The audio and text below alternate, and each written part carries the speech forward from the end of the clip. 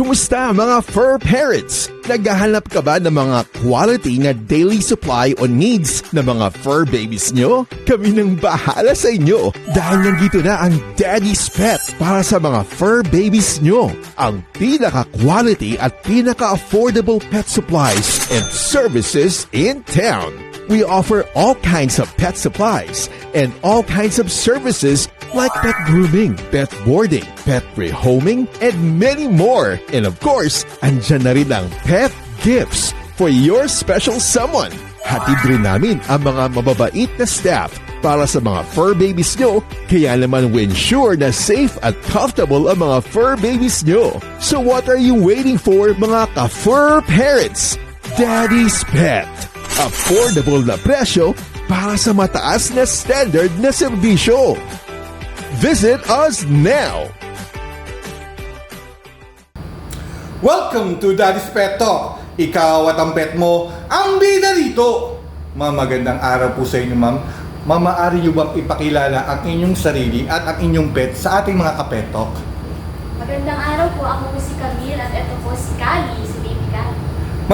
Ma'am Camille, anong lahi ni Kali po? Persian po. Persian, ma'am.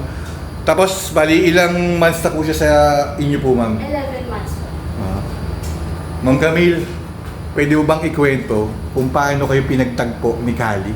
Actually, gift siya sa akin ng suitor ko. Wow! Sana all may shooters.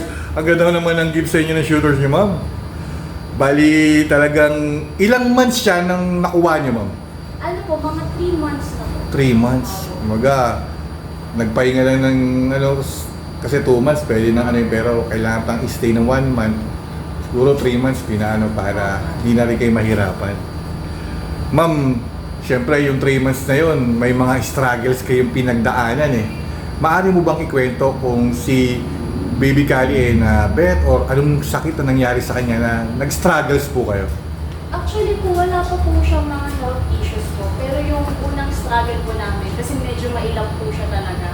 Tapos maingay siya kapag hindi mo po pinapansin. Clingy po, ganun. Oy! Tapos habang lumalaki po siya, parang nagde-develop siya ng ways para tumakas. Kapag gusto niya lumabas ng bahay. So yun yung pinaka-struggle namin. Kasi parang 2 beses lang po siya nakatakas sa bahay. So yun po, mahirap siyang pauwiin pag nakalabas na po siya. Kasi umaakit siya ng bubong, kung ano-ano po inaakyat niya. Ma'am Camille, ano bang male or female ba si Kali? Ano po? Male or female po? Female po siya. Female ako? Baka nag-hit siya yun, tapos, alam mo yun, kumbaga, si Kali, ma'am, twice nang magpapagroom dito eh. Opo. Kaya lang, inisis lang rin din kita na ma-interview. Kasi, syempre, pangalawa ni Kali, sabi ko, pwede kang interviewin. Dahil gusto ko siya ipagmalaki mo, ma'am. Ma'am, bali po, si Kali po ba, mapili po ba siya sa pagkain? Napansin ko po kasi, mas gusto niya yung mga ocean fish, yung flavor, ganyan. Hindi niya gusto yung medyo ma-oily. Kasi nagtatry din po ako ng other ways para kung ano yung gusto niya. Kasi yun nga po, pakunti-kunti lang po yung kain niya. Parang minsan wala siyang gana, gano'n po. Tapos mix po yung pagkain niya. May dry, tsaka may wet food din po. Swerte naman ni Kali. Siguro yung shooters na nagbigay sa inyo, malambing din, clingy rin. Ma'am, paano nyo naman po binabudget ang pera nyo pagdating sa pangangailangan po ni Kali po? Actually, sa sahod, sa kanya yung halos 30% ng sahod ko po sa kanya napupunta. Swerte ni Kali Parang yung shooters mo, parang pinaggastos ka ba? Pero, yung gastos na yun, ma'am, di ba? Worth it, di ba, ma'am? Kasi, lalo na, 11 months. Palagay natin 8 months na sa inyo, talagang napamahal na yun. Posible hindi po. Ang bait naman ni Kali, nakatingin lang siya sa mga pets na nandito. Ma'am Camille, ano bang favorite bonding nyo pagkasama nyo si Kali, ma'am? Pag uwi ko galing sa work, sasalubong na yan siya. Tapos uupo yan sa harapan ko. Maghihintay ng treats niya. Yun yung pinakagusto kong part. Kasi malambing siya pag naghihingi siya ng treats. Tapos sasampayan sa hita. Ayan, tapos yan maghihintay lang siya na pakainin mo siya. Dun lang siya malambing. Talagang pag ganyan, di ba? Pag yung pagkakataon na yun, gawa mo siya ma'am ng ano pa, tricks ba para yung lambing niya, di ba? Kasi kumbaga, magaling rin mang-ututo si Kali, di ba? Pag parating, hihingi niya tricks. Kaya napakaswerte rin ni Kali na tuwing darating ka, talagang binibigyan mo siya ng importansya. Yun naman po talagang importante sa mga pets natin.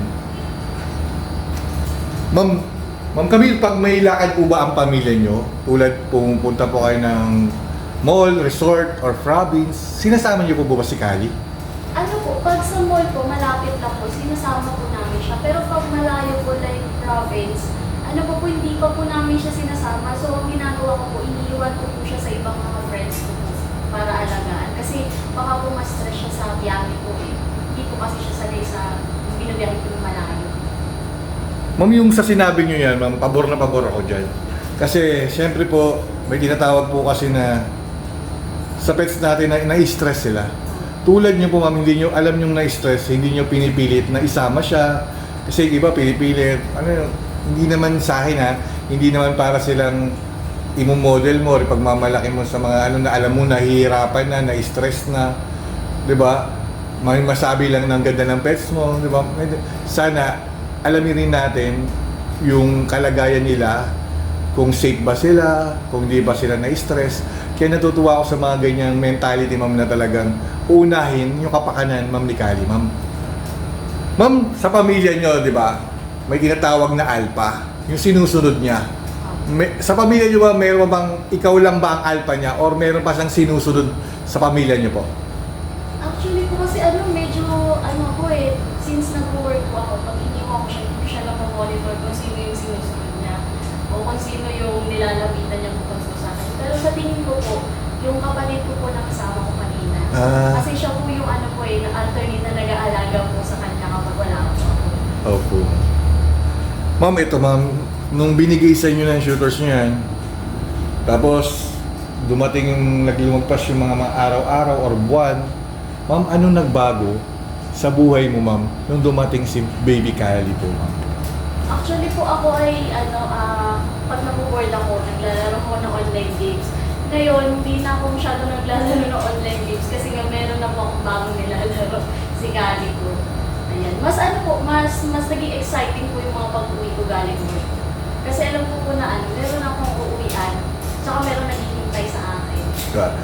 Yun nga, ma'am, yung sa akin sa aking pag-oobserba, before mag-lockdown, yung mga dogs or mga pets ang nagbabantay ng bahay natin or ng tao habang natutulog.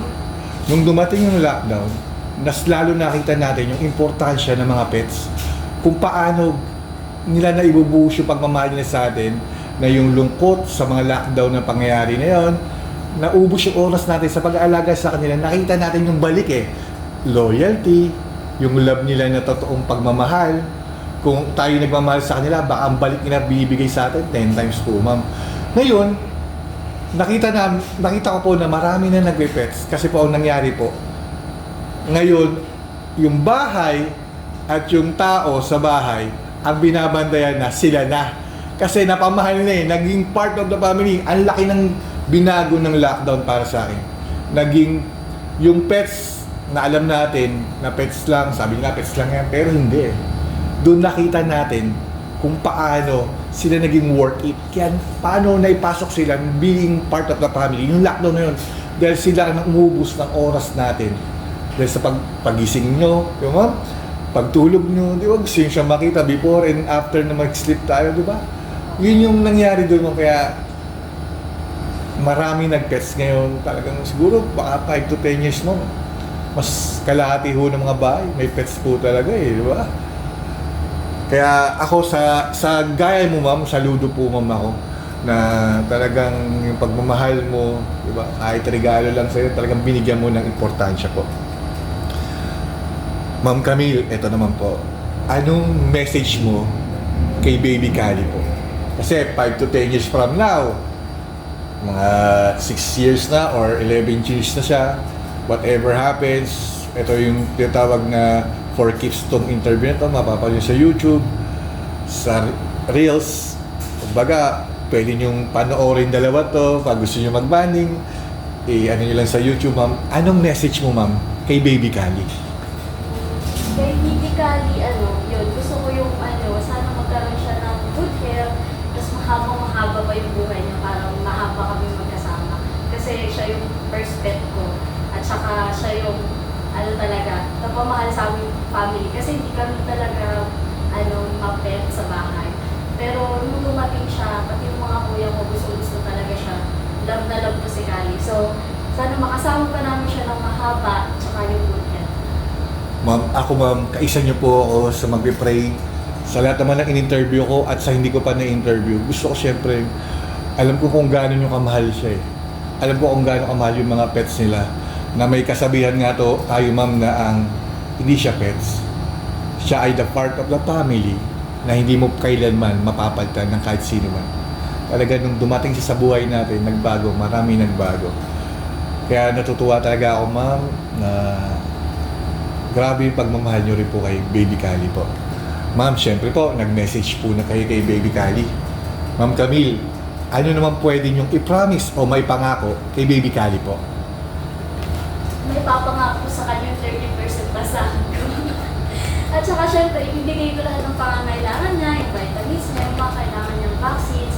Tapos syempre, yung attention ko, bigyan ko siya ng attention ko. Kahit busy ako, sisiguraduhin ko na lagi kami magkakaroon ng value, ng quality time. Sarap naman ng message, ng promise mo kay 30% ng sweldo, ma'am. Sana all, ma'am Camille, 30% ng sahod. Ma'am, sa akin, ma'am, may mga nanonood sa YouTube natin na mga ka-pet talk natin na gusto mag-alaga ng pets. Siyempre, sa karanasan mo ng 8 months, marami ka na siguro experience. Ma'am, anong maipapayo mo sa ating mga ka-pet talk na gusto mga first timer na doon ka dumaan, ma'am? Anong pwede mong i-advise para sa kanila po? Una, kailangan mong alamin kung ano yung personality niya. Kasi magkakaiba yung personality ng mga pusa. May mga malalambing, may hindi. Tapos meron ding yung appetite din po, hindi porket kinakain niya is healthy sa kanya or good sa kanya. So, kailangan din po natin magpa-consult sa vet para at least malalaman natin kung nakakabuti talaga yung papakain natin sa kanya. At saka hindi tayo nakakapag-induce ng stress sa mga natin, sa mga alaga natin. Ma'am, maraming salamat at sana sa mga kapetok natin na manonood nito, ma'am,